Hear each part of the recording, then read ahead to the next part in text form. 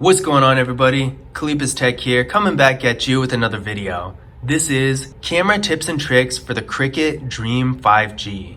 In this video, I'm going to be giving you some tips and tricks for this phone to help you get familiar with the camera. Now, before we go any further, I do want to remind you to go ahead and hit that thumbs up button. It helps out the channel a lot. But with that being said, let's get into the video. So the first thing I want to show you is how to use the ultrawide camera. This is a really easy thing to do in general, and with the Cricket Dream 5G, they make it even easier. Down here, you have a few different icons. As you can see, it's just in the regular camera mode right now, but if you press the icon on the left, you're going to go into ultrawide mode. Now you can get those nice wide angle photos, and when you're done with it, simply hit the middle icon one more time. The next thing I'm going to show you is actually the complete opposite of the ultrawide camera, and that is the macro camera. As you probably guessed, while the icon on the left activates the ultrawide camera, the button on the right hand side activates the macro camera. A quick tip for the macro camera, be sure to stay within the appropriate distance from the subject, otherwise the picture isn't going to turn out. As with the ultrawide camera, once you want to go back to regular camera mode, go ahead and tap on the middle icon one more time.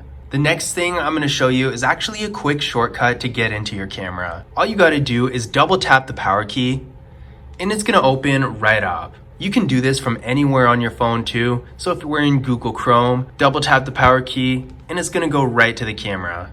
Pretty cool, especially if you want to capture something as it's going on. It makes accessing the camera a lot faster and easier. The next thing I'm going to show you is how to change the aspect ratio of a photo. Sometimes when you're taking a picture for something specific, you might want to use a different type of aspect ratio, and changing it on the phone before you take the photo makes it really easy because then you don't have to worry about cropping it. This is especially useful for stuff like social media, websites, that sort of thing, because lots of sites have preferred aspect ratios. I know Instagram is starting to use other aspect ratios, like the classic 4:3 that's on pretty much every phone by default, but 1:1 is still definitely preferred on there. And then with Twitter, I feel like they have everything nowadays, but 16:9 seems to show up best for most pictures on there in my experience. So the point is, it's really nice to be able to change the aspect ratio of your photo before you actually take it, just so you don't have to worry about it later. To do this, all you need to do is go up to this icon where it says 4:3, and you can change it to 1:1 or 16:9, depending on what you're using the photo for. The next thing I'm going to show you is how to turn on the grid lines. Grid lines are really useful if you're trying to center something, or if you just want to make sure it's level. So to do this, we're going to go to our settings and toggle the grid on. Once the grid is on, you can use it for whatever you want. This is basically what it's going to look like. And when you're done with it, you can go back to the settings and turn it right back off. The next thing I'm going to show you is how to use HDR. Now, HDR can be a little confusing, and I feel like a lot of people don't quite know what it's for. So basically, HDR is meant to balance out the lighting and colors of certain types of scenery. So for example, if you're taking a landscape photo and you want the colors to be a little bit more vibrant, and the phone in regular camera mode is having trouble balancing the lighting, HDR is perfect for a situation like that. But if you're taking a photo or a video that involves motion, you're not going to want HDR on for that. Luckily, this phone has several different options when it comes to HDR. So as you can see right now, it's in auto mode. So basically what that means is the phone's sensor is going to automatically detect when it needs HDR and only use it in those situations. Now, as you probably know, no phone sensor is going to be perfect, so you might want to do it manually. In this case, you can tap on the icon and you can either turn it all the way off, or you can turn it all the way on, in which case all the photos and videos you take are going to use HDR. The next thing I'm going to show you is how to mirror the front camera. Now, this has its pros and cons. By default, it's not going to do this, so when you take a selfie, everything is going to end up facing the opposite way in the actual photo as it does in the frame when you take a picture. But if you want the final photo to look exactly how it looks in the frame, then you can go to settings and toggle on mirror photos for front camera.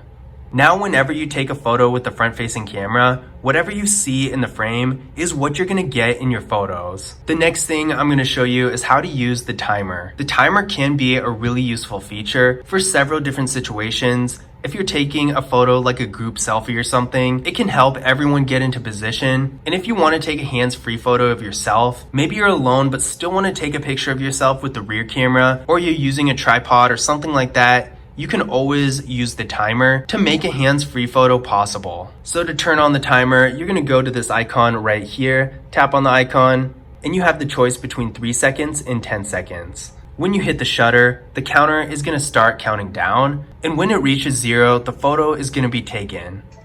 Now, one thing to keep in mind is this doesn't turn off by itself, so be sure when you're done with the timer to go ahead and go back to the icon and turn it right back off, because otherwise it's going to keep going off. And I'm sure when you're taking normal photos, you're not going to want the timer going off every single time. That's just annoying. So don't forget to turn it back off once you're done using it.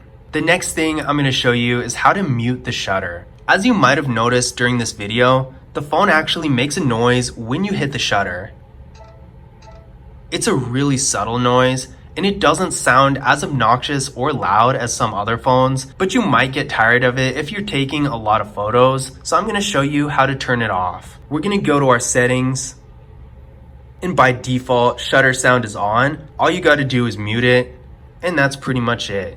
It's really going to be up to you whether or not you want the shutter sound on at all, because I could see why people might like it. The screen really doesn't flash all that much when you're taking a photo, so it's not always super obvious the photo's been taken. So with the shutter sound, you know for sure that you actually did take the photo. Now the last thing I'm going to show you is how to take a burst photo. This is actually really easy, and by default in the settings, it actually is activated. So unless you want to turn it off, which I don't really see a reason to do, since you have to kind of go out of your way to take a burst photo anyway, you really don't need to touch it. So in order to take a burst photo, all you need to do is press and hold the shutter button,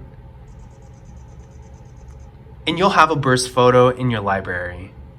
But those were my camera tips and tricks for the Cricut Dream 5G. I hope you guys enjoyed the video, and I hope you found this information useful as well. If you did, don't forget to leave a thumbs up and subscribe to the channel. And as always, I will see you in the next video.